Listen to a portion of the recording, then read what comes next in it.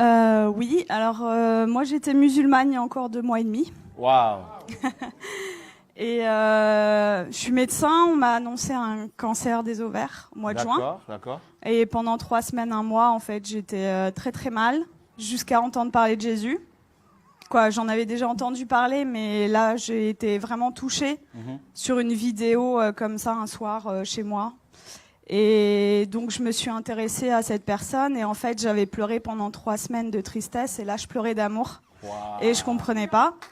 Donc j'ai regardé beaucoup de vidéos témoignages sur Jésus et le soir même, c'était le 11 juillet de cette année 2018, Wow. je me suis mise à genoux dans ma chambre pour la première fois de ma vie devant Dieu et j'ai supplié pendant 20 minutes, Jésus, si tu existes vraiment, moi ça me suffit pas d'entendre parler de toi, je veux te voir.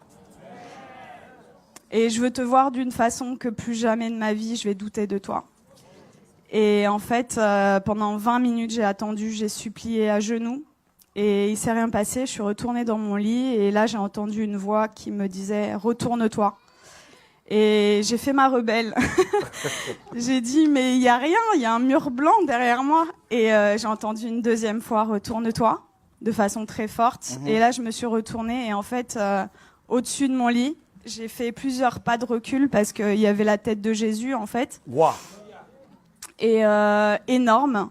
Et en fait, dans ses yeux, ses yeux sont pas comme les nôtres en fait. Il n'y a pas un cercle quoi. Il y a tous les univers dans ses yeux. Et en fait, il m'a regardé, il m'a transpercé le cœur. Et en fait, là, j'ai une urgence intérieure Wow. qui, pour une musulmane, est incompréhensible. C'est-à-dire que c'est pas venu de mon mental. Je devais me faire baptiser le plus vite possible. Oh, wow. Donc le lendemain, j'ai cherché partout où me faire baptiser. J'ai regardé des églises sur Internet. J'étais devant des églises, j'étais là postée. C'était le 12 juillet. Et ça parlait pas à mon cœur. Je disais non, non, non. Les catholiques, les protestants, non, non, non. Et à la fin de la journée, j'ai dit à Jésus, tu m'as donné cette envie-là, donc guide-moi. Et donc il m'a guidée en fait vers des personnes qui font des baptêmes dans des lacs, des piscines, des trucs. Et donc j'ai été baptisée le 13 juillet 2018. Et là, j'ai vraiment vu, parce que en fait, je suis médecin psychiatre, addictologue, et je croyais pas trop aux esprits, tout ça. Et là, j'ai vu des esprits sortir de moi, etc. Wow. Donc j'ai dit.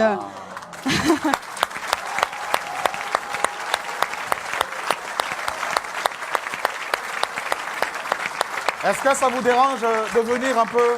Hein? Ça vous dérange de venir? De quoi? Est-ce que vous pouvez venir? C'est possible? Ah oui, je peux. Mais là, c'est... Quand on parle de Jésus ici, là... Wow! Jésus! Attends. Merveilleux, merveilleux, Jésus est pour moi, tout-puissant, Créateur, prince de la paix, il me sauve, il me garde en lui à jamais. Merveilleux, mon sauveur, mon Dieu, mon Wow!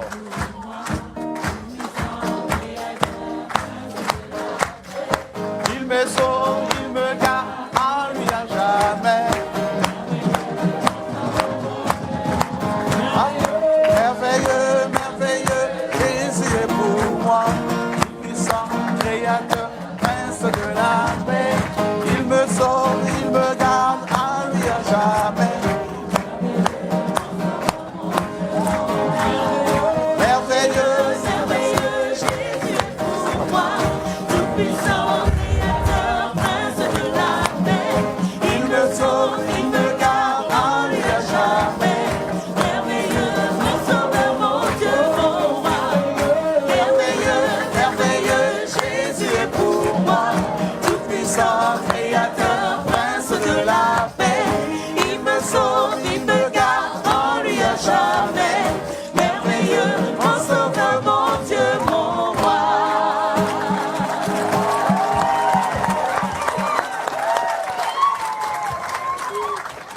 Donc je continue.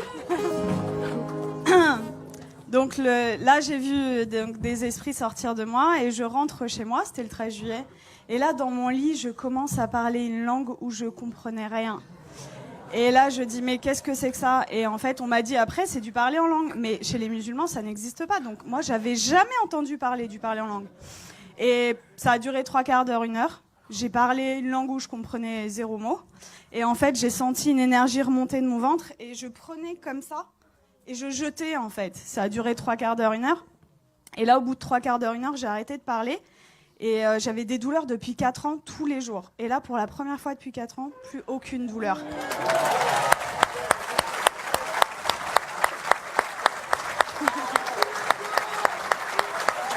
Wow.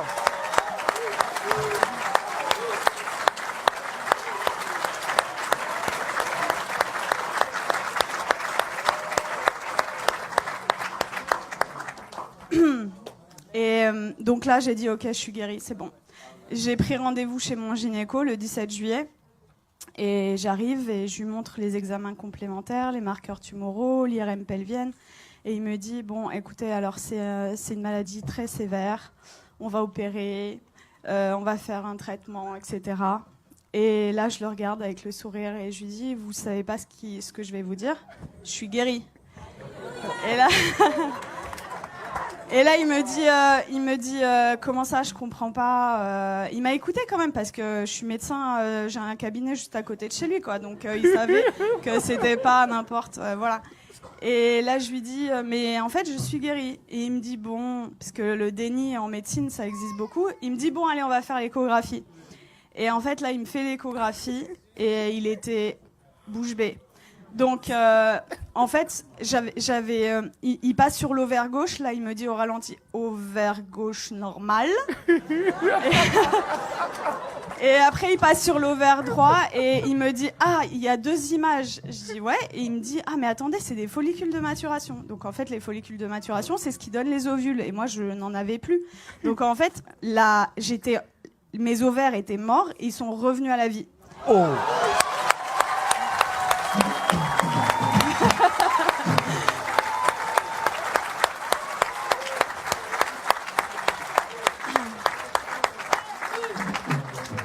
Et là, il retire la sonde et il me dit, vous vous rhabillez, vous allez m'expliquer ce qui s'est passé.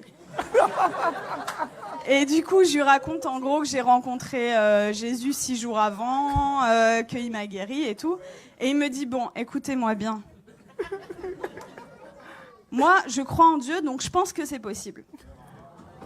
Je suis juive, donc je pense que c'est possible. Mais vous êtes médecin, attention, gardez ça pour vous. Et là, je lui ai dit, j'ai rigolé. Je lui ai dit, c'est impossible. Je lui ai dit, je veux que le monde entier...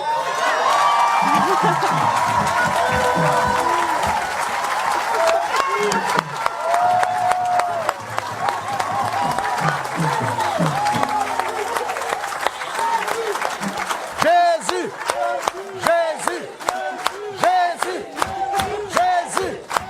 Jésus, Jésus, Jésus, Jésus, Jésus, Jésus, Jésus, Jésus, Jésus, Jésus, Jésus,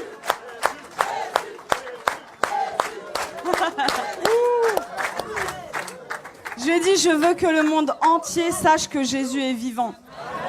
Et il m'a dit, bon, ok. Et il m'a fait mon compte rendu d'échographie, qui était normal. C'était un plaisir pur. Et il me le rend. Et là, il me dit, est-ce que je peux vous faire la bise au lieu de me serrer la main? Je dis, bien sûr. Et il me prend le visage et il me dit, que Dieu vous garde. Et en fait, ce que je raconte partout autour de moi, c'est... Tout à l'heure, le frère disait que vous aviez vécu au Cameroun l'acte des apôtres. En fait, c'est ce que je vis tous les jours, quoi. Et c'est-à-dire que je travaillais que en cabinet. Le Seigneur m'a amené à travailler à l'hôpital, aux urgences. Et en fait, je vois des cas psychiatriques sévères. Et ma première garde après mon baptême, les infirmiers, le geste qu'ils ont fait le plus dans la nuit, c'était ça. Ils y croyaient pas, en fait. Il y avait que des miracles. Toute la nuit. Ils ont pas compris.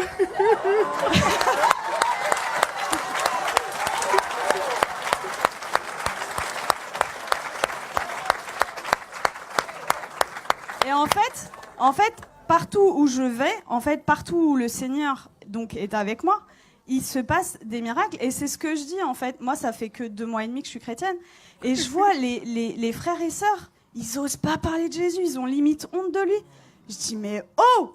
Moi, je vais au salon de coiffure, il y a des coiffeuses qui sont guéries. Je vais à la boulangerie, à la boulangère.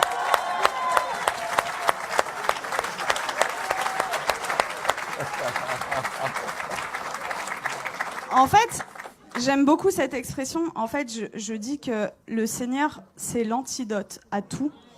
Et le monde entier a le poison. C'est-à-dire qu'ils connaissent pas Jésus. Moi, j'ai 33 ans, j'ai attendu 33 ans pour qu'on me parle de Jésus. Mais attendez, mais moi, j'aurais voulu que quelqu'un vienne me parler de Jésus. Vienne me dire, mais attends, la solution à tous tes problèmes, ton malheur et tout, c'est Jésus la solution. Mais personne autour de moi. J'avais aucun chrétien autour de moi. Donc, dans ma famille, ils sont tous musulmans et quelques personnes athées. Et en fait, ils comprennent pas du tout ce qui se passe. Mais juste, je voulais vous dire que je vis des miracles tous les jours. Tous les jours, c'est des prodiges de Dieu. Je vais vous raconter juste, il y a quelques jours, ce qui s'est passé, parce que je dois choisir et je peux pas tout vous raconter. Donc, il y a ma famille qui était en Algérie pendant tout l'été. Ils sont rentrés et il y a mon oncle, en fait. Il a de l'arthrose sévère au genou. Et je suis arrivée, j'ai raconté ce qui s'était passé cet été. Et ils m'ont dit, ouais, c'est bon, t'arrêtes de nous parler de Jésus. Déjà, ils ont été tolérants, ils ont accepté d'écouter. Et là, je vois en fait mon oncle, il boite, il a de l'arthrose. Et là, je lui dis, tonton, est-ce que je peux prier pour toi? Il me dit non. Et ma tante, elle lui dit, bah pourquoi? Qu'est-ce que t'as à perdre? On va voir si ce qu'elle dit est vrai. Je dis ok. Et là, le Seigneur m'a donné le verset, vous savez, où il ressuscite une femme et il fait sortir tout le monde en fait. Donc en fait, j'ai pris mon oncle, je l'ai sorti du salon et j'ai prié pour lui. Et en fait, je lui dis, t'as mal à combien? Il me dit à 7/10. Il boitait. Et donc je prie le Seigneur et le Seigneur le guérit. Il me dit, mais j'ai plus mal du tout. Et là, il commence à courir dans toute la maison.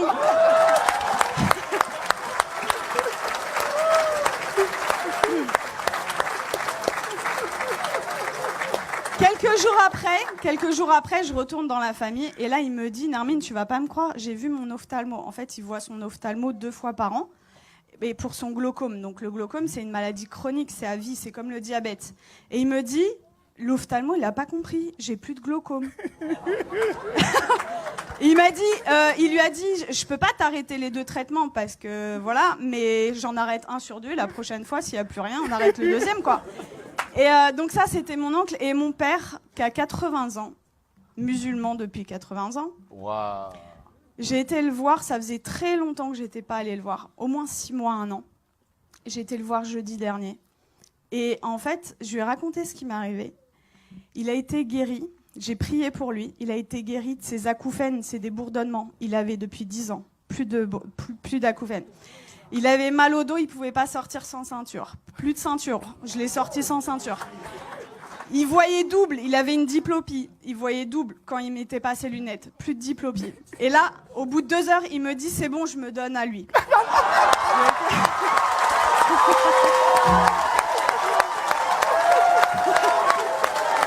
Jésus.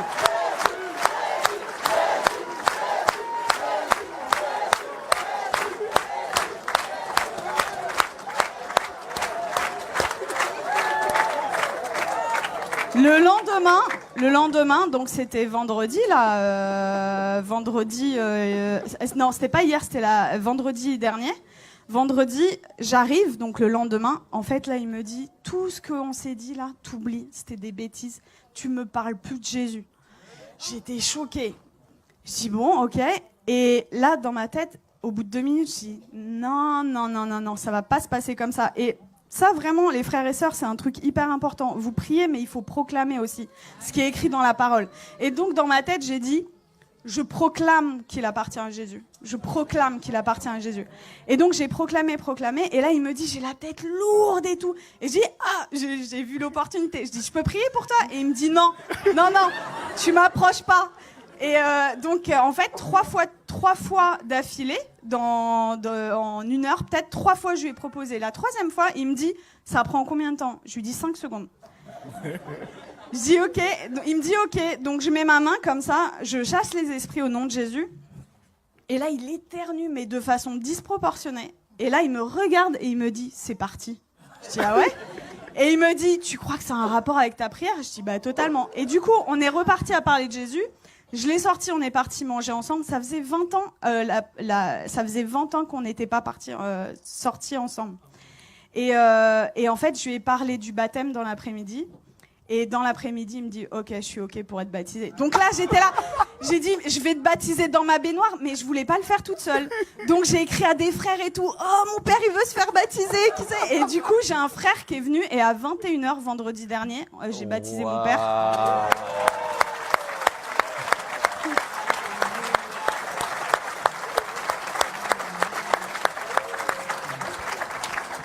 Et voilà, pour vraiment vous dire que rien n'est impossible. Il a 80 ans, il est musulman, jamais. Alors, après ma conversion, le Seigneur m'avait donné une vision où je baptisais mon père. Je disais, ok, Seigneur, mais waouh. Et en fait, ça s'est passé, quoi. Donc, vraiment, ne perdez pas espoir avec vos familles. Tout est possible. Pour nous, c'est impossible, mais pour le Seigneur, c'est possible. Et voilà, vraiment, votre vie, ça devrait ressembler au lac des apôtres, quoi. Donc vraiment, n'ayez pas honte de parler de Jésus. Qu'est-ce que ça va vous coûter? Vous passez à la boulangerie. Vous savez, moi, je suis dans ma voiture et même sur le périph', j'ai des gens, en fait, je loue le Seigneur. J'ai effacé toutes mes musiques du monde, là, et j'ai mis des louanges. Et donc, je chante et tout. Et même sur le périph', il y a des gens, ils passent sur le périph', ils me font comme ça. Et moi, j'ouvre ma fenêtre et je leur dis, Jésus, Jésus est la réponse. Et voilà. Et en fait, ça franchement, si moi, en tant que médecin, et venant d'une famille de musulmans, je prends le risque, vous qui avez votre famille, etc., qui croyez, mais osez, quoi, parler de Jésus tout le temps, parce que, voilà, j'ai une image qui m'était venue, c'est limite non-assistance à personne en danger, en fait, de pas parler de Jésus. C'est l'antidote des antidotes à tout, et vraiment, quand vous découvrez un antidote et que quelqu'un en face de vous a le poison, ben, vous gardez pas l'antidote pour vous, quoi. C'est égoïste. Donc, il faut le partager. Wow. Voilà. Et tout à l'heure, je suis arrivée, j'ai parlé avec Laurent et ça m'a beaucoup touchée parce que quand j'étais petite, en fait, quand on me demandait quel métier tu veux faire, je disais Mère Teresa. Et dans une famille musulmane, vous imaginez, et ils m'ont dit non, ça va pas être possible. Non, tu vas changer, tu changes. Et du coup, j'ai dit bon bah ok, je veux être médecin. Et en fait, c'est incroyable comment le Seigneur il est en train d'organiser les choses. Et du coup, quand Laurent m'a parlé d'orphelinat tout à l'heure, je sens que j'ai un appel fort Amen. Pour ça. Et voilà, on verra comment le Seigneur fait les choses. Mais voilà, Dieu vous aime beaucoup et croyez. Alléluia.